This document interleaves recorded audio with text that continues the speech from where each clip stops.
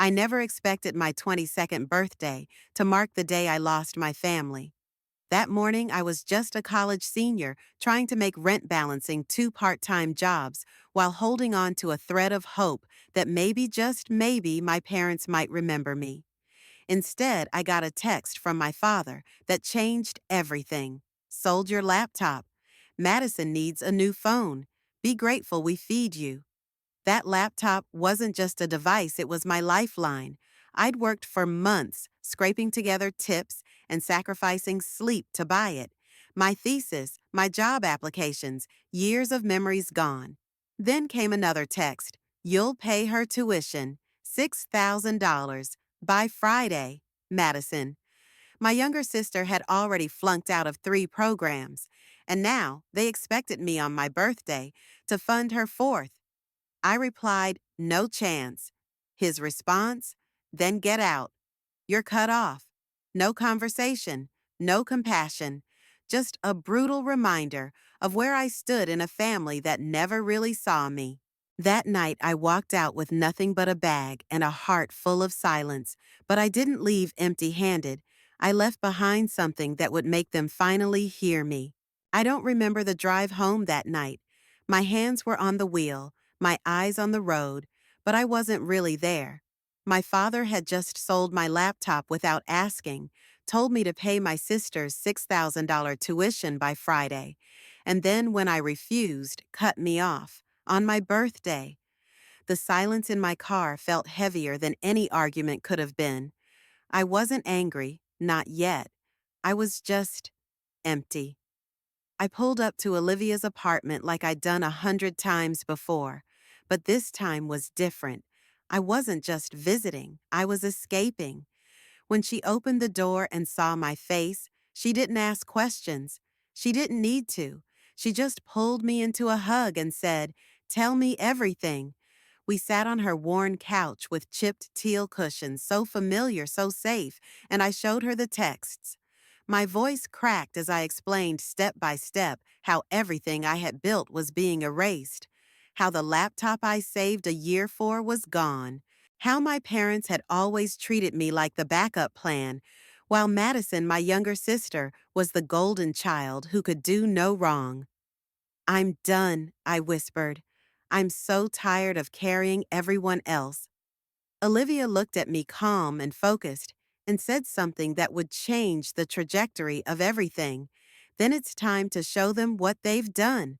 At first, I thought she meant confronting them, yelling, demanding explanations.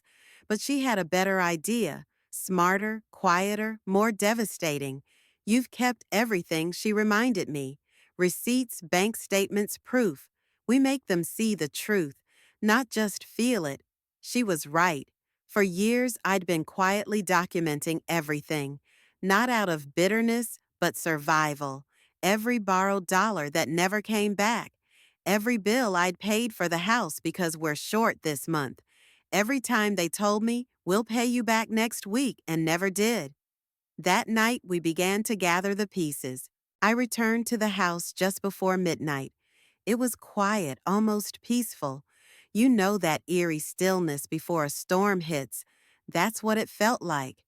I slipped inside with a single goal, grab what I needed, and leave. But of course, nothing was ever that simple in that house. My bedroom door was open. Madison was inside wearing my black interview dress, the one I had bought just last month. Clothes were everywhere. My drawers were half emptied. "You're moving out anyway," she said flatly when I confronted her. I didn't yell. I didn't cry. I just asked one question. "Where's my laptop?" She barely blinked. "Dad sold it to the neighbor. Got $1, $200. My new phone was $800, so I get to keep the rest." She smiled, like it was a game. I realized then that this wasn't about a laptop or a dress. It was about years of being treated like my worth was measured in what I could give, not who I was. I packed silently while Madison kept talking, her voice floating behind me like static noise. Back in my room, I lifted the loose floorboard under my desk. My emergency cash fund, $3,000 in small bills. I had started hiding money there when I noticed my bank account would randomly dip after family emergencies. I wasn't crazy, I was just prepared. Next came the real work, the paper trail.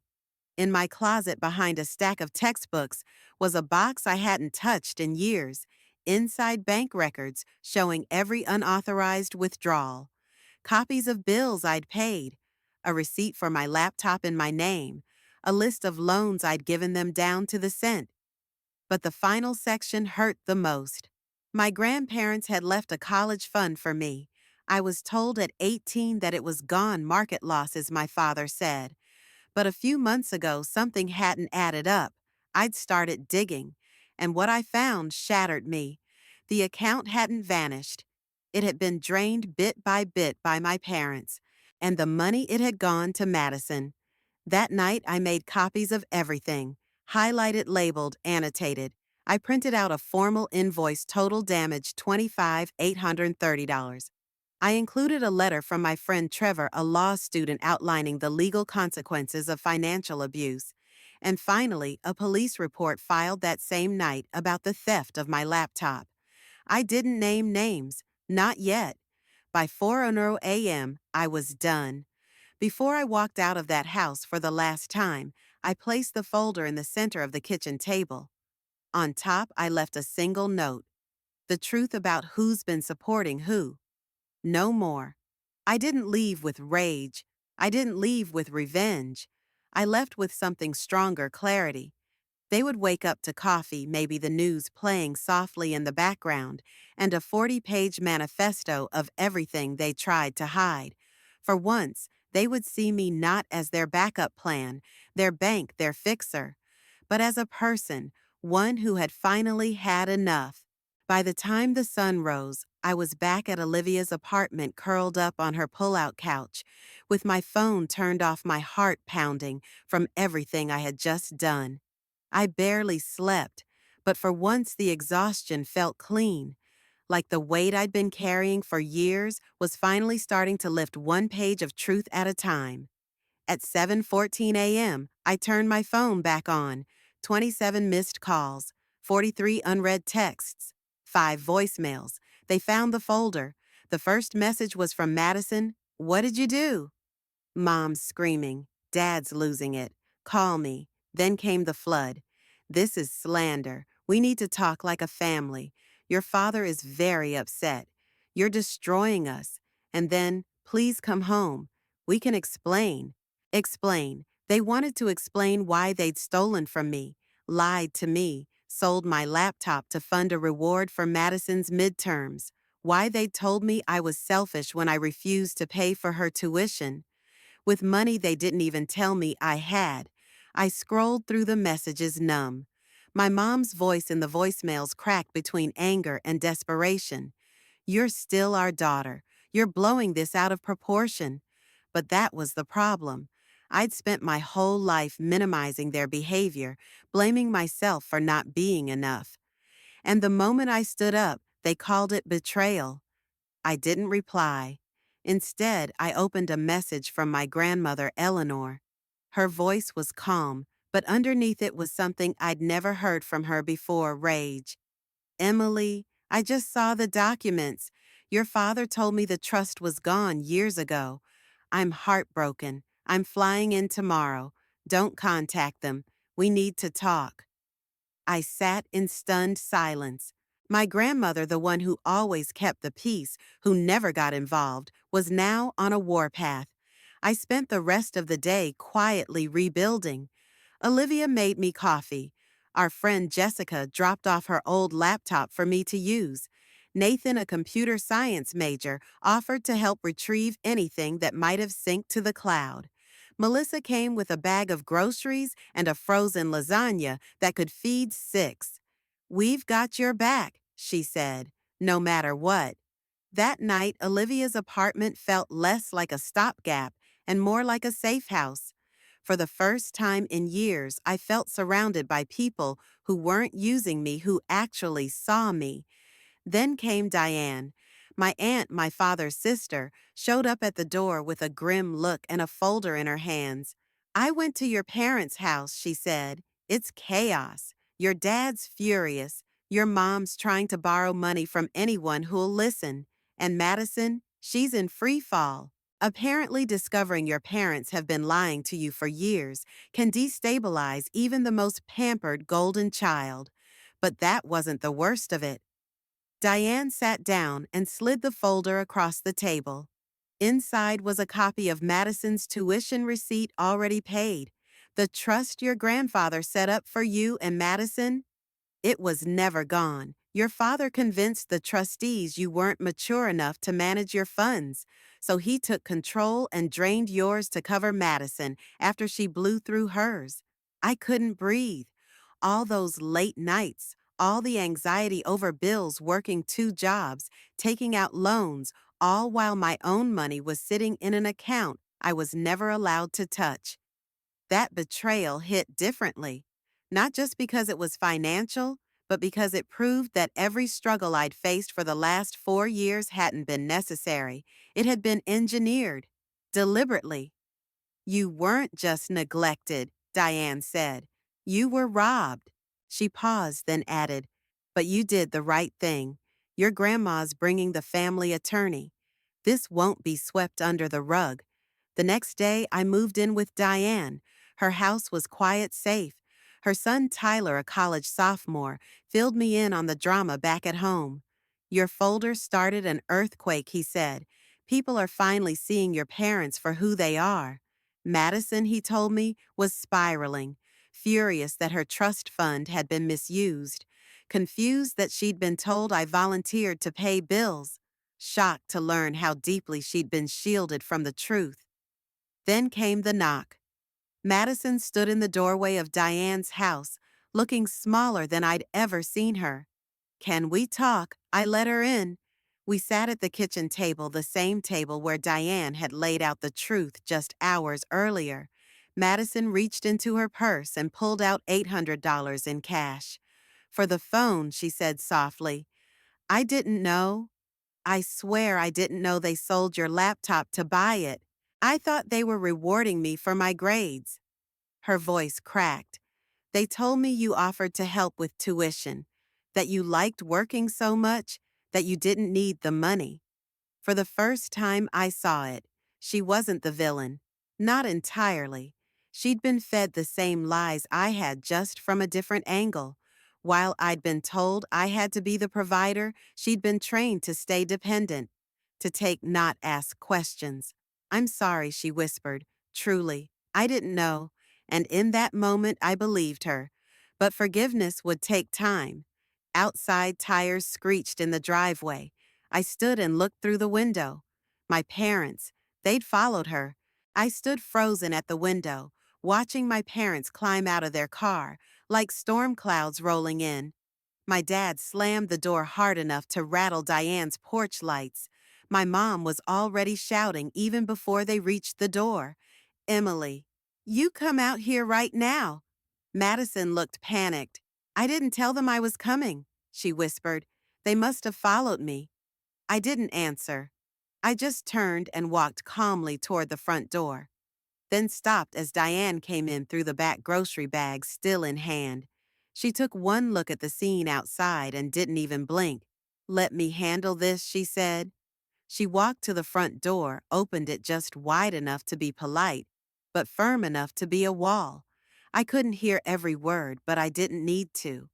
Her voice was level, controlled. My father's wasn't. You have no right to turn her against us, he shouted. You did that all on your own. Frank, Diane replied coldly. When he raised his voice again, Diane pulled out her phone, held it up, and said one word, police. He froze. 5 minutes later, a squad car pulled into the driveway. The officer stepped out, spoke to my parents quietly, then approached the house and asked Diane if she wanted them removed. She nodded once. That was enough. As my parents drove off, tires crunching the gravel like teeth grinding, another car pulled up behind them. Sleek, black, quiet. A man in a suit stepped out, briefcase in hand. I'm looking for Emily Carter, he said. That was my grandmother's lawyer. He handed Diane an envelope. Inside was a notice of an emergency court hearing regarding the trust funds. My presence was required. So were my parents. "We're going to get answers," he said under oath. Later that evening, Madison and I sat on Diane's back porch, wrapped in blankets and heavy silence. "They lied to both of us," she said. "For years." "Yeah," I replied. "But we let them. In our own ways." She looked over at me. "Are we okay?" I paused. "I don't know if we're okay, but I'm not angry at you anymore. I'm just tired, tired of surviving in silence." She nodded. "I want to change, Em. I'm applying to college again, for something I actually want to do this time." "What's that elementary education?" She smiled. "I want to teach." I laughed. It wasn't bitter, it was real. For once, Madison was choosing something for herself, not for Dad, not for Mom, not to impress anyone. "That's a good start," I said. The next few days moved fast. Grandma Eleanor arrived and the house became a war room. Lawyers, financial advisors, investigators all digging into years of mismanaged money, unauthorized withdrawals, and hidden assets. The more we uncovered, the worse it got. My father had drained not only my trust, but parts of Madison's. My mother had taken out credit cards in both our names. They'd been living beyond their means for a decade, funded by deception and manipulation. When we showed the full report to Grandma Eleanor, she went silent for a long time. Then she stood, took off her glasses, and said, "Your grandfather would be disgusted." And just like that, she removed my father as trustee of all family assets, froze access to remaining funds, initiated a full audit, and set up new financial protections for both Madison and me. My mother tried to reach out dozens of voicemails, each one more desperate than the last. "We miss you. We're still a family. Why are you doing this to us?" But even in her pleas, there was no accountability. "No, I'm sorry. Just, you're overreacting and you're tearing us apart." I didn't reply. Instead, I focused on building something better. This was no longer about revenge. It was about reclaiming what was mine and making sure this cycle ended with me. A week after the court hearing, I moved into my new apartment. It wasn't flashy, just a small one-bedroom above a florist shop downtown. But it was mine, paid for with money that should have always been mine, finally released from the grip of people who never respected it or me. My name was on the lease, my rules, my space. That first night, I didn't sleep, not because I was scared, but because for the first time in years, I wasn't. I was safe and free. Grandma Eleanor had insisted on paying the deposit, calling it an investment in healing. But she also handed me the keys with a knowing smile. "You've always been stronger than any of us gave you credit for," she said. She called every week after that, not to check up on me, but to check in with love, not control. It felt like I was finally getting the version of family I had always needed. As for Madison, she kept showing up, not in the intrusive way she used to, but in quiet, steady ways. She texted updates about her classes. She started therapy. She got a part-time job as a teacher's assistant at a local school. And on the anniversary of the day I walked out, she came by my place with a small envelope. "It's not much," she said, "but I wanted to give this to you." Inside was a check for $6,000. "This is the tuition Dad tried to make you pay for me," she said softly. "This is me taking responsibility for real." I didn't cry. I thought I might. But instead, I smiled. Not because I needed the money, but because I finally saw my sister. Not the version my parents had propped up for years, but her, the real one, flawed, trying, human. "Thank you," I whispered. "This means more than you know." The court had ruled in my favor months earlier. My parents were legally removed from the trust, fined for financial misconduct, and required to attend financial counseling. But that didn't mean they changed. My mom still sent passive-aggressive holiday cards. My dad still called me ungrateful in his occasional voicemails. I stopped expecting an apology. Closure, I realized, doesn't always come from other people. Sometimes it comes from letting go of what will never be and building something better. That's what I did. I started working full time at Callahan Marketing, the same firm that once interviewed me while I was wearing borrowed clothes and holding a resume printed at a public library. Now I had my own desk, my own clients, my own name on projects. I was no longer surviving, I was creating. I also kept going to therapy. And slowly I peeled back the layers of belief I had grown up with, that I had to earn love, that I was only valuable when I was useful. That speaking up made me selfish. All lies. All gone now. One evening, I hosted a small dinner in my apartment. Olivia, Grandma Eleanor, Aunt Diane Madison, and a few close friends filled the room with laughter and the smell of garlic bread. Ethan, my neighbor turned boyfriend, sat next to me, quietly refilling drinks and clearing plates. To Emily, Diane toasted, raising her glass, for choosing herself when no one else did, for breaking the cycle, and for building something real. We clinked glasses, and for the first time, I felt the truth of that toast settle in my chest, like warmth instead of weight. Later that night, standing on my tiny balcony, I looked out at the city lights. A year ago, I would have been in that dark house, invisible, silent, stuck. Now I was 23.